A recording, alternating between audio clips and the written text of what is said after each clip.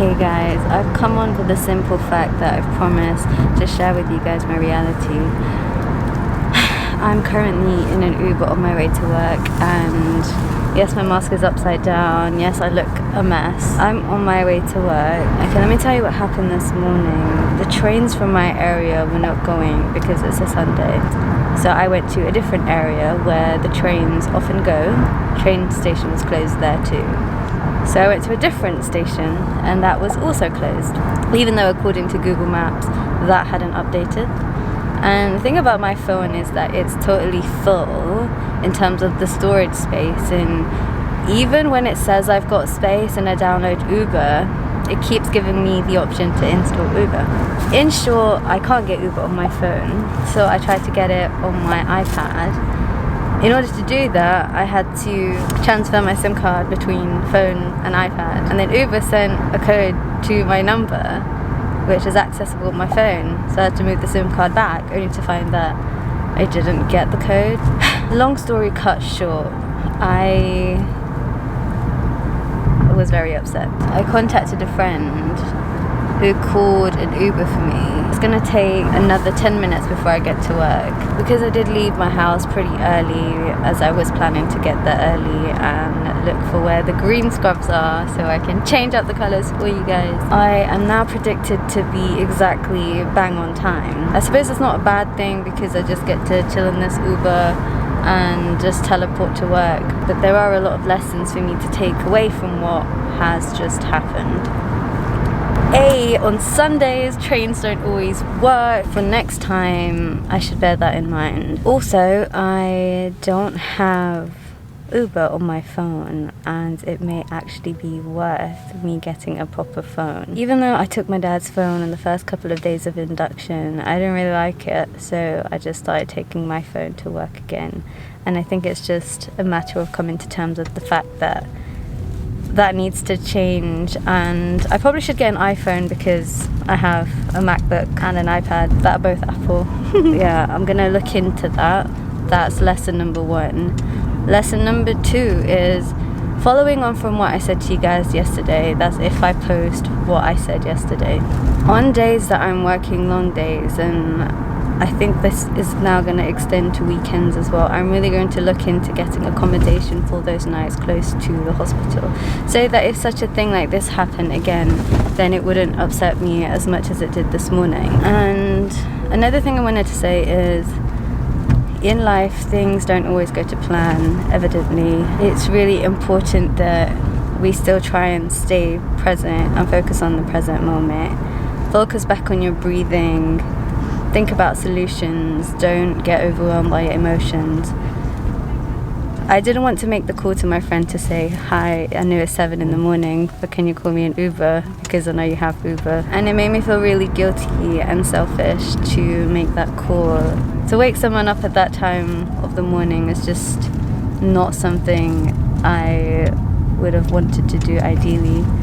But at the same time, I felt that if I couldn't get my hands on an Uber, then things could have been much worse for my professional life, patients, especially as staffing at the hospital I'm at has not been the greatest because of the current climate, and that's completely understandable. I'm sure that's a similar struggle that other hospitals around the world even may be facing. But I did that, and I'm glad I did that, and my friend is happy to have helped. And I know that I'd do the same for someone if they were in my shoes. They wanted to call me at 7 a.m. for a favor. Solutions: book accommodation if I know I'm working late, especially on the weekend where I'll likely struggle to get into work.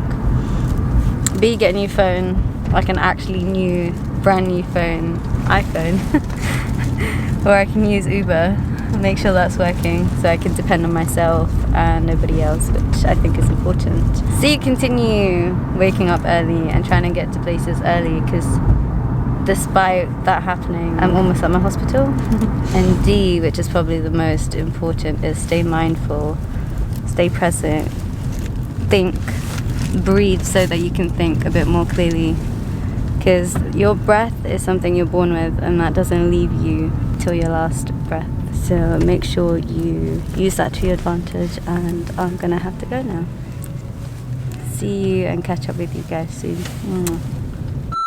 Alright guys, I'm all ready to go and save lives. I had to look in so many different locations in order to find a scrub top. I went to 3 different floors before I was able to find this, and even then it's in size XL, hence it's super baggy, and the trousers are large. But you know what? I've actually worn a vest, so it's fine that this is all really baggy. And coincidentally, look at this. These two match. Just a tip for females, you never know what size of scrubs are available.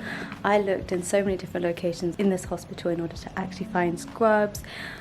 There were loads of scrub trousers available, but the tops were not actually available, and these were the only ones I could find and in the size and colour. And I would recommend to females out there, if you are planning to get scrubbed up, because sometimes the scrub tops, especially when they're oversized, can come up quite low with the cut.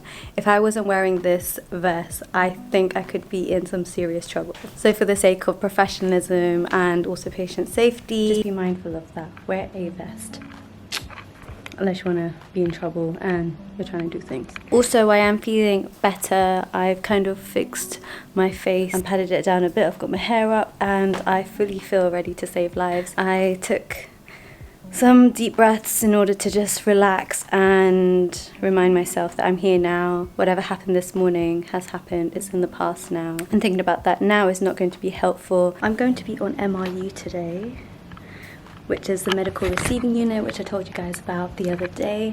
And yeah, without further ado, let's get on with the day and save lives. Sorry guys, I've got someone trying to photobomb me. Do any of you guys know who he is? Obviously, it's Sunday, it's on call. We're just trying to save 1 or 2 lives here and there. What's going on? Follow my app, follow the link below. Ooh. At Raphael Olea 12. Oh, what a natural, what a natural. So why are you at this hospital? So today, it's a locum shift. You know, sometimes I like to... I guess this is a collab, guys. Completely unplanned. You'll have to. I'll send you an invoice. Hi. What's going on? Hey, what's up? Do you want to say hi to YouTube? YouTube? Oh, really? Hi, how's it going? Like, subscribe. Oh, okay. My guy's here having a crack at this YouTube, huh? Alright guys, so today the topic of discussion is what is the best lunch for junior doctors? You're working long shifts, you need to keep the energy, you're going to be stressed. So what do you do to keep fueled? I'm here with YouTuber T, as we like to call her. For me, as a qualified personal trainer and someone that likes to, be engaged in wellness as much as I can and advise people, I think you want something with a balance of carbohydrates, proteins, and slow release carbohydrates, low glycemic index, but something to perk you up when you need. For some people it's a coffee. What do you think, T? I think I'd agree with that. I think eating a balanced diet, especially throughout the day, on a long day, which we're on, is super important, which is why, you know what, let's just promote some products here, some lunch. So starting off with, why don't you go first? Yeah, she's promoting things. Because you've actually got some... So I've got... brands. A chicken stick. Who are we atting for this brand deal? I don't even know the brand. Grab it. So I guess a company which should perhaps be a bit more grateful is Graze. It's got some of those slow release, whole grain. Yeah. And 7 grams of protein. dark chocolate. Okay. So it's not going to spike my insulin too much. And then something a bit filling. Someone unfollowed. Someone unfollowed. No, he's coming back. He's one of those people that Mutes you. No, he's got the special app that follows you, and then he sees, hold on, and then it automatically unfollows you, and then he's like, hold on, I like this person, I'm going to follow them back. Yeah, so this is a 3 bean. So Oh, this looks super healthy. I think what's really important is that a lot of people have quite heavy lunches. I see some people having lots of chips and white rice and things like that, quite carb heavy. I mean, if their body is attuned to that, then fair enough. Some people, that would make them fall asleep and feel quite lethargic. It'll give them like, what do they call it, dumping syndrome. Where I definitely am a victim of that. I am in that category. I tend to have a burger, usually like a beef or a chicken burger. Really? Yeah. Yeah. Where'd you put it? After I started working, within 2 weeks I lost an inch off my waist. Okay. a whole inch. How'd you feel about So that? I tried to eat a lot. I don't like that. I didn't want to lose weight. It was totally unintentional. Okay. Which is why I tend to bring a lot of food. Because usually it's the other way around. Yeah, so usually doctors, when they go away to start their F1, when they go back to where they're from, their family are like, okay, you've been eating well. But sometimes it's not the fact they've been purposely eating more, it's the fact that they're stressed, they're not sleeping as much, which increases ghrelin and decreases leptin. Or the other way around, which makes the appetite... Insert illustration right here. You know, makes the appetite go up, so it makes them more hungry because there's more cortisol. I think the NHS really need to help doctors and healthcare professionals, especially nurses that work night shifts, with their diet, because it's not easy. You've got to be really organised. Yeah, absolutely. I would agree with that. And even to go and buy these, you know, you're going to need time, and it's not like really something you can stock up on. So yeah, I've got my burger here, and you know what you said about like crashing and then needing like coffee or whatever. I tend to bring snacks which are quite sugary. Okay. Yeah, so in order to compensate for a burger like this, I need that. That's a big burger. Because if I Thick just as had well, this, heavy. yeah. Wow. How much do you think it weighs? 5 kg? For a quarter pounder as well, if not Big Mac. Big Tasty. Girl versus Have you seen burger. the size of her? I'm surprised she can finish that. What's going on? And then like my mum's packed me like some fruit salad thing. Ooh, yeah. Some fruit salad in here. This is all wrapped properly so that, you know. So I'm COVID. I'm a 85 kg. I bench 120 kilograms. And her lunch is about double mine, from what I can see. And I've got some, this is actually my breakfast that I should have had that I didn't get time for. ASMR. Unboxing video. It's going to be past the parcel. Do you want to know why? It has another layer. You got 2 patties in that. 2 patties. Did you make that? No, my mum did. How thick it is. Look at the width. Look at the girth. Yeah. It's thick. Explain it properly, like go into detail, like man versus food. So here we got a 2 patty, quarter pounder with cheese, blue cheese, lettuce, crunchy lettuce, flash fried tomatoes, brioche bun. Guys, you've seen it here first.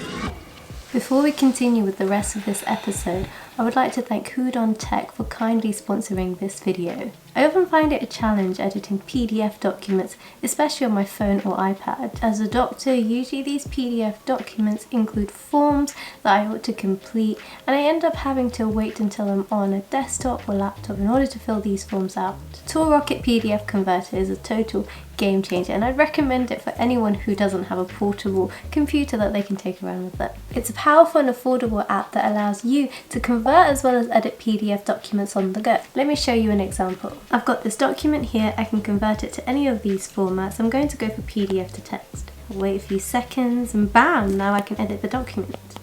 Another feature I found particularly useful is PDF merge, which is really simple to use.